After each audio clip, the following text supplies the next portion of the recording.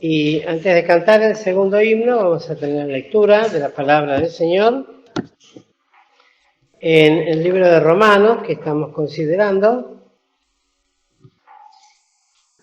el capítulo 3.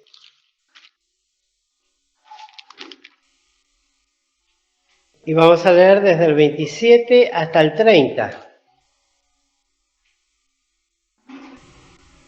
Romanos 3, del 27 al 30. Dice así la palabra del Señor. ¿Dónde pues está la jactancia? Es excluida. ¿Por cuál ley? ¿De las obras? No, más por la ley de la fe. Así que concluimos ser el hombre justificado por fe sin obras de la ley. ¿Es Dios solamente Dios de los judíos? ¿No es también Dios de los gentiles? Cierto, también de los gentiles, porque uno es Dios, el cual justificará por la fe la circuncisión y por medio de la fe la incircuncisión. Aquí la lectura de la palabra del Señor. Bueno, vamos entonces ahora a continuar con estos pensamientos sencillos de un libro verdaderamente importante, como todos los libros en la palabra de Dios, pero que nos van enseñando y reafirmando distintas cosas o doctrinas que, aunque sabidas, no por eso tal vez a veces practicadas y mucho menos recordadas. Y en este caso, continuando con el versículo 27, porque habíamos llegado hasta el 26, el último martes, comienza entonces el apóstol en toda esta disertación que viene haciendo sobre la falta de justicia en el hombre y la justificación que es por la fe. Va haciendo todo un desarrollo enseñando a los creyentes en la iglesia en Roma, creyentes comprendidos por hombres gentiles y muchos judíos, a los cuales esta primera parte particularmente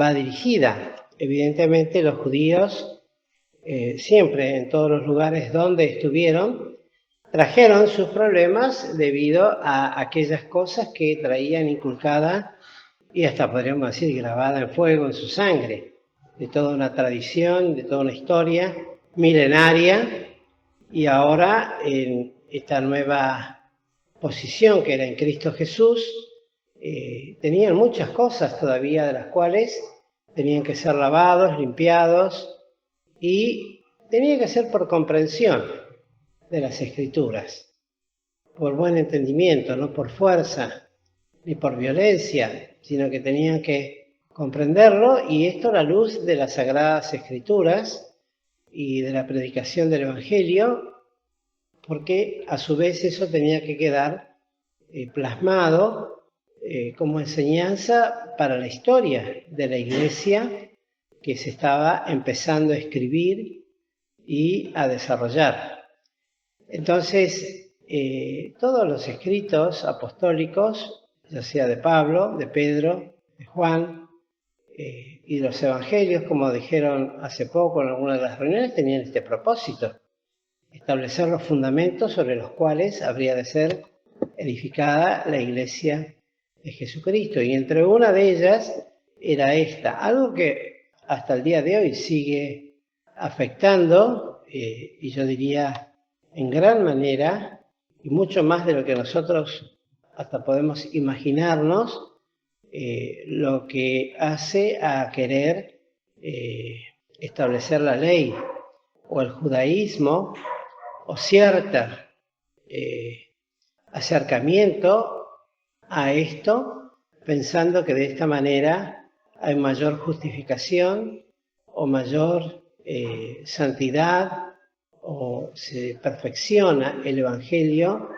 con la aplicación de aquellas cosas que estaban escritas y fueron para los judíos en su tiempo. fueron importantes, pero el apóstol se los tiene que enseñar y nos tiene que enseñar a nosotros, y no termina con estos primeros capítulos. Hace todo un desarrollo para ubicar al creyente, tanto judío como gentil, en la nueva posición que es en Cristo. Y tiene la bendita paciencia en Dios para ir haciéndolo con la sabiduría que Dios le dio para poder desarrollarlo con entendimiento y la autoridad apostólica que tenía. Y entonces, frente a todos estos argumentos que esgrimían, y particularmente los judíos, porque está dirigido a ellos, porque a ellos viene refiriéndose en este capítulo 3 que hemos mencionado, y les pronuncia esto que a mí me llamó la atención, porque les pregunta, ¿dónde pues está la jactancia? Y la jactancia es una palabra que aparece varias veces, o muchas veces en la palabra de Dios, y es una palabra que tiene distintas acepciones. Entre una de ellas es el aspecto negativo, podríamos invertirlo, pero primeramente para aplicarlo a la jactancia misma, vamos a leer en Santiago capítulo 4, que es una definición muy clara de lo que la Biblia hace de la jactancia en sí misma, el capítulo 4, verso 16. Santiago 4, verso 16.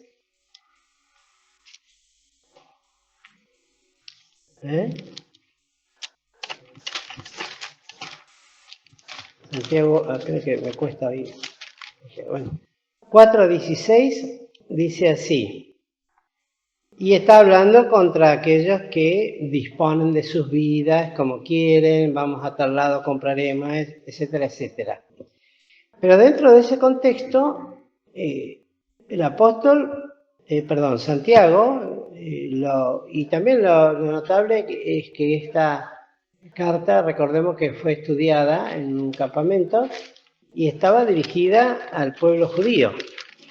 Y no es que los judíos convertidos, por supuesto.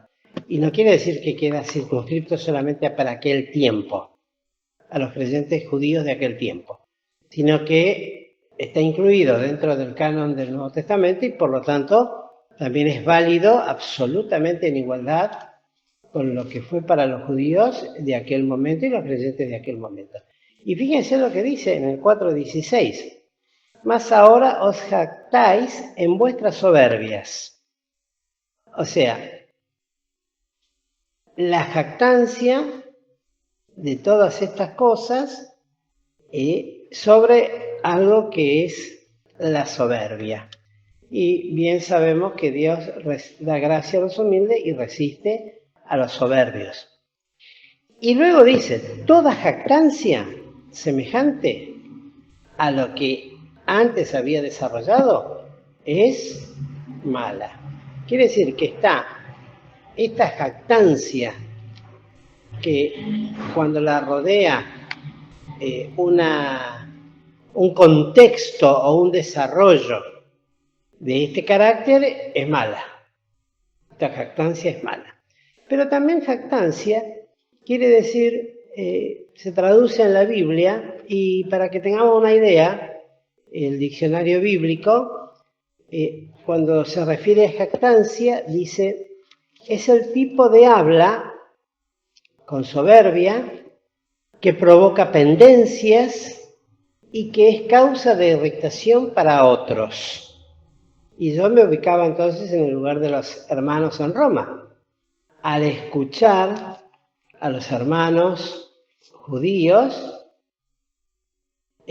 hablando tanto, seguramente, por eso el apóstol lo tiene que hablar tan seriamente con respecto a esto. Tú que te jactas, que llevas el nombre de judío, dice, ¿no? Y que estás apoyado en la ley, es decir, lo hemos estudiado en el capítulo 2. Entonces, esa jactancia, luego más abajo dice, produce ¿qué cosa?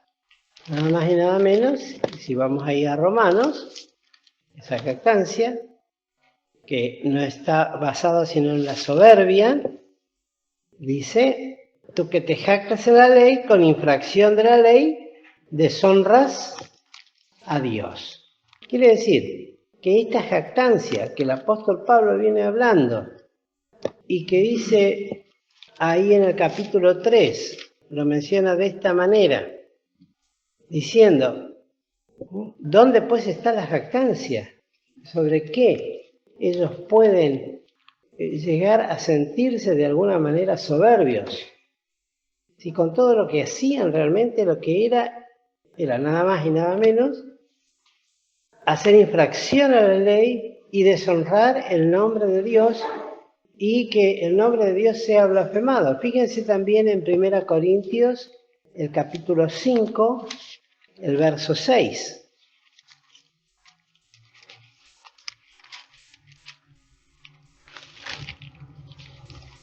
Y esto hablándole ya prácticamente a creyentes, porque eran gentiles, la mayoría de los hermanos que formaban parte de la iglesia en Corintio y con un tan grave como lo era como lo fue el tema del joven incestuoso.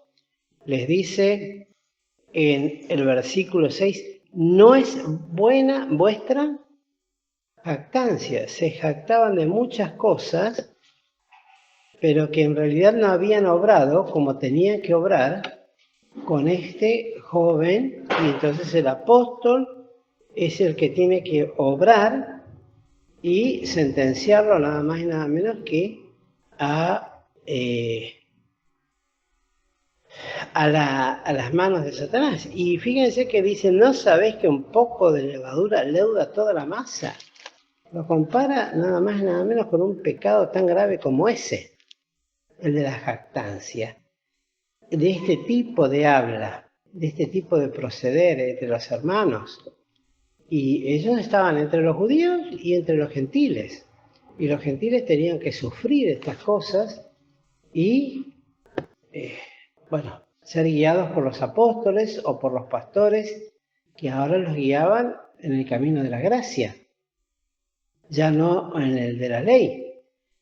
Y por otro lado, también se traduce esta palabra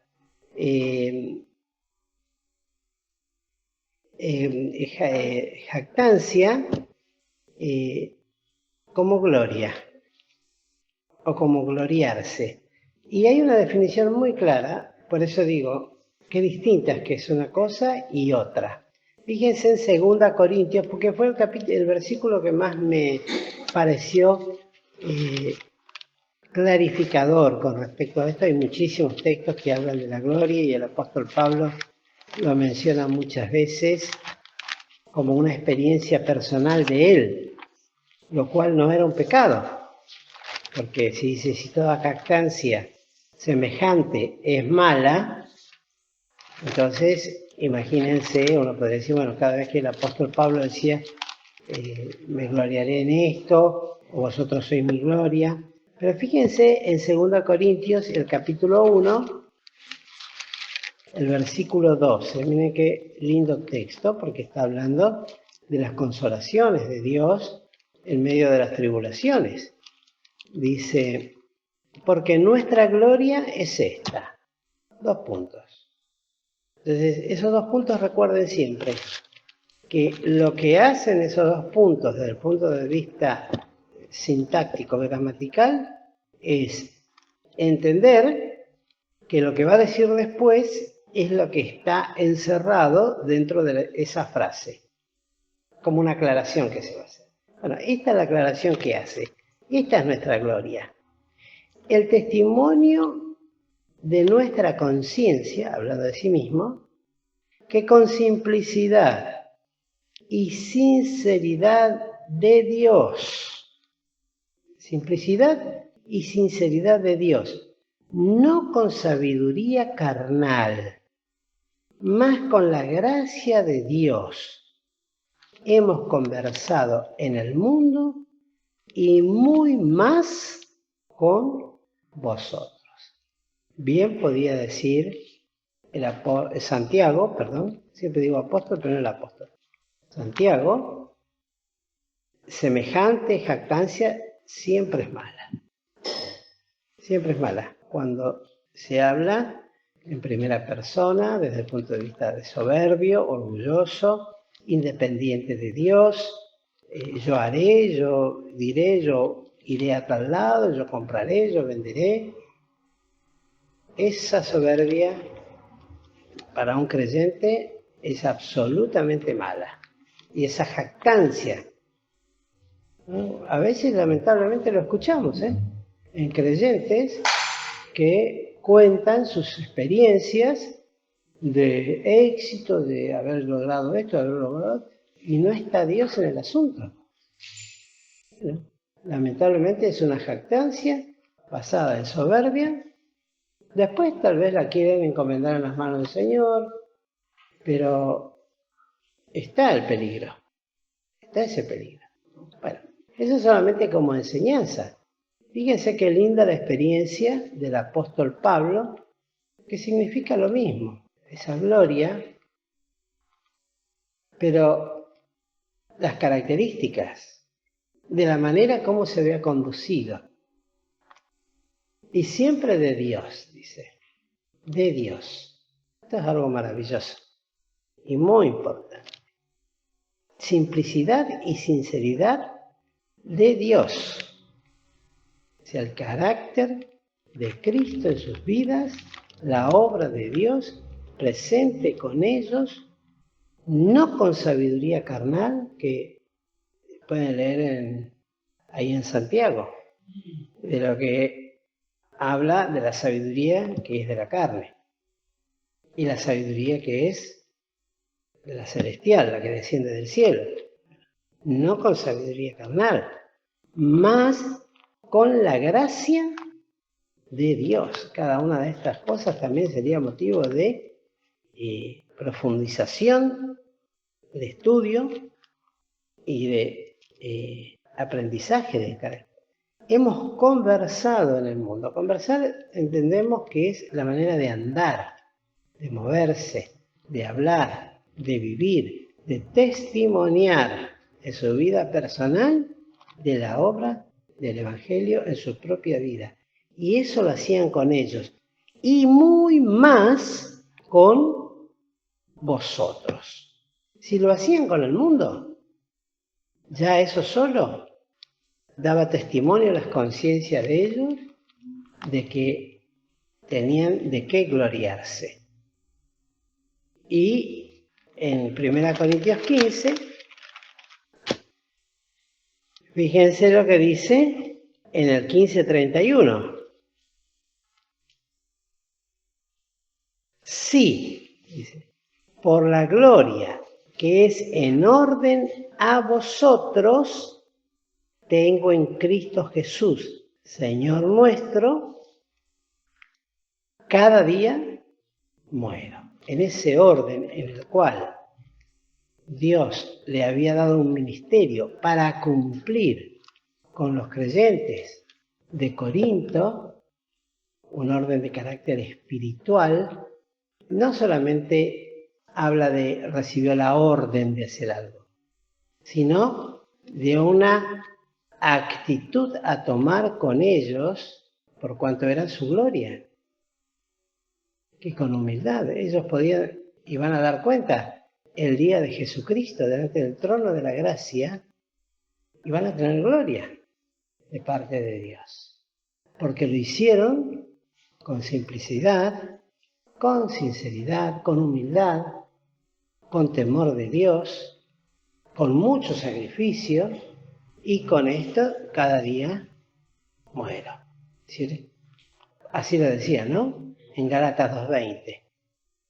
¿Cómo dice Gálatas 2:20? Y vivo, no ya yo, mas vive Cristo en mí. Y lo que ahora lo vivo en la carne, lo vivo en la fe del Hijo de Dios, el cual me amó y se entregó a sí mismo por mí. Eso tenía de qué gloriarse. el apóstol. Y no pecaba en eso. En eso tenía.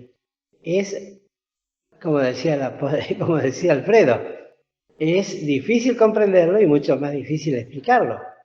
Porque no tenemos que, es muy delgada la línea entre el orgullo humano y la gloria del creyente, que es en Cristo Jesús y debe ser para Cristo Jesús, que debe darnos gloria. El gozo es como yo le explicaba una vez, que les dije muchas veces, ¿no? Como le enseñé ese pequeño detalle nada más a nuestra hermana, a una hermana en Cristo, ¿no? Que decía, estoy tan orgullosa de ser creyente. Lo decía sinceramente, entonces le digo, hermana, la palabra oportuna, cuando terminó de orar, no es orgullosa. Estoy gozosa de haber sido hecho, y me agradeció tanto y hasta el día de hoy se acuerda. Y repite esa palabra gozo, el gozo de ser, le doy gracias por haber sido hecho una hija de Dios. Qué importante es, ¿no? Entonces, hay de qué gloriarse. El creyente tiene de qué gloriarse, pero siempre haciéndolo de esta manera, con simplicidad, con humildad, con el cuidado. ¿Por qué? Porque todo debe ser hecho en Dios y para Dios. Y luego continúa el apóstol hablando acá, dice, esa jactancia es totalmente excluida. Dice, ¿dónde pues está la jactancia? ¿Dónde está todo eso que ellos hablan? Todo eso que vos decís, ¿dónde está? Bueno, es excluida. Y excluida quiere decir echada afuera, apartada, quitada, arrojada. Ya no tiene absolutamente nada que ver todo eso que ellos esgrimían y de lo cual con tanta soberbia pretendían sostener, y fíjense que descendieron en un momento de Jerusalén a Antioquía a decirle, a inquietar a la iglesia de que si no se circuncidaban y cumplían con los ritos de Moisés, no serían salvos. Fíjense, en el primer tiempo ya eso, y sigue. No sé si al punto de la circuncisión, capaz que hay lugares donde practican aún eso, en las iglesias creyentes. Yo no lo sé, pero me atrevería a pensar que sí, porque hoy podemos pensar que puede pasar lamentablemente cualquier cosa con el resfriamiento de la caridad, porque da lugar a cualquier tipo de desvío de carácter espiritual y práctico, y de prácticas en la iglesia. Como venía a mi mente también el hecho de iglesias cristianas evangélicas o con pretendidos pastores evangélicos que enseñan que los pecados hay que quemarlos en el fuego. Entonces cada uno tiene que escribir sus pecados en un papelito, lo ponen en una fuente y se les prende fuego. Esas cosas, por ejemplo, barbaridades como esa. Y el creyente piensa que sus pecados son quemados y terminados porque se prendieron. Eso lo practicaba mi tía Dora. ¿Se acuerdan de Dora? Ella contó que el pastor que tuvieron último le había enseñado eso y que practicaba eso. Sí, lo había escuchado. Claro, o sea, si pensamos eso, ya podemos aceptar cualquier cosa. Entonces, toda esa jactancia, todo ese apoyo, todo eso, no tiene nada que ver con el Evangelio, es excluida, es absolutamente excluida. ¿Cómo? Cosas de loco. Pero del diablo, absolutamente. Y dice, ¿por cuál ley? ¿De las obras? Absolutamente no. La ley de las obras se terminó con Cristo. Y Él fue el único, absolutamente el único que pudo cumplir con todas las obras de la ley, sin faltar en un punto. por lo tanto es excluida para nosotros. Porque para nosotros es imposible cumplir la ley. No hay hombre en este mundo que pueda cumplir. Ni aún el apóstol Pablo, mire, que decía en cuanto a la ley, irreprensible, con toda seguridad en algún punto habrá faltado. Porque si no hubiese sido perfecto, al igual que Cristo. Y eso no me entra en la cabeza. En algo habrá faltado. Pero en cuanto a la ley que se veía a la vista, era irreprensible. Lo que sucedía por dentro, él después decía, en cuanto a la forma, éticamente, perfecto. O estéticamente. Ahora habría que ver éticamente, lo interior. Ahora bien, ahora dice no, punto y coma. Terminante, sin lugar de discusión. Más, y establece algo que es tan claro para nosotros y debería ser siempre para todos, ¿no? Más por la ley de la fe, que solamente es un principio que exige fe de parte del hombre. La fe que obra el Espíritu Santo y fe de la cual se podría hacer todo un desarrollo de los distintos aspectos de la fe, ¿no? Pero es un principio solamente, la ley de la fe. La ley del Espíritu de vida en Cristo Jesús. La ley que obra en los hijos de Dios. La presencia del Espíritu Santo que obra esa fe preciosa en la persona del Señor Jesucristo. Así que concluimos, dice. Por tanto, quiere decir esto. Llega un momento que esto se termina, este tema. Y estas cosas, toda esta jactancia de cosas. Así que concluimos ser el hombre justificado por fe sin las obras de la ley. Y esto es contundente, ya no hay lugar a discusión. Más allá de que puedan venir todos aquellos hombres o religiosos queriendo establecer distintas normas, no hay un solo versículo en el Nuevo Testamento que apoye la transmisión de la ley judía para los creyentes. Sí se aplica, como decía Alfredito, nuestro hermano, el domingo a la mañana. El Evangelio al principio se predicó basado en el Antiguo Testamento, pero nunca los apóstoles ni los discípulos de Cristo, los discípulos bien entendidos, enseñaron que había que cumplir la ley. Al contrario, eso se terminó. Venido Cristo y cumplida la ley, en Cristo y sentenciada, la obra de Cristo consumada, toda esa jactancia queda excluida. Se terminó. Ya no hay nada de qué jactarse de soberbia si aparece alguno vestido con kipá, con manto, con barbita, siendo un gentil, ¿no? Que se hizo judío. Lamentablemente está absolutamente equivocado y en una actitud antibíblica totalmente, cegado por sus propias soberbias. Porque era lo que producían los judíos, ¿no? Y lo decía el Señor cuando fustigaba duramente a los judíos que ataban, se ponían los mantos y ataban largas filacterías. ¿Saben lo que eran las filacterías? Eran tiritas de cuero que en la punta envolvían rollitos de trocitos de la ley escrita. Y se llenaban de campanitas también. Para que entonces, era todo un disfraz el que se ponían. Tal era la jactancia que se ríe Irina, pero era así, lamentablemente, y hasta el día de hoy, se van con todo eso.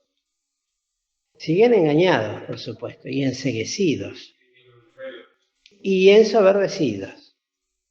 Por eso ahí tenemos que entenderlo, que no es que están ciegos por inocentes, están ciegos por soberbios, porque no aceptan esta palabra. Y termina esta parte y dejé el 31, porque el 31 abre el apóstol otra serie de temas que iremos tratando. Porque les habló de la fe, bueno, ahora va a desarrollar la fe con los judíos y con los creyentes, desde el punto de vista bíblico. Y lo va a hacer de una manera magistral. Magistral quiere decir magisterio, como enseñador. Y acá termina diciendo, es Dios preguntando, ¿no? Así que concluimos ser el hombre justificado por fe sin las obras de la ley. ¿Es Dios solamente Dios de los judíos? ¿No es también Dios de los gentiles? Preguntas que llaman a la reflexión. Sí, cierto, también de los gentiles, porque uno es Dios. Uno, no hay varios dos. Uno es Dios, el cual justificará por la fe la circuncisión y por la fe la incircuncisión. Quiere decir que va a justificar de la misma manera ya sea a gentiles o a judíos convertidos. No porque te circuncides vas a ser más justo que el que no lo hizo. Ya eso no cuenta para Dios. Porque bien ya lo había aclarado en el capítulo anterior. La circuncisión es la del corazón. El que fue circuncidado antes de conocer a Cristo, bueno, le quedará como una señal en el cuerpo, pero no es motivo de jactancia. La gloria del creyente debe ser, tengo a Cristo en mi corazón. Es un motivo de gloria y de alabanza, y en el cual me gloriaré. Hay un himno, ¿no?, que canta, solo en Él, y también solamente en la cruz. La gloria es Cristo para nosotros. Que el Señor nos bendiga y nos ayude a poder continuar y que no les resulte pesado estos pensamientos, sino que podamos ir siempre aprendiendo un poquito más.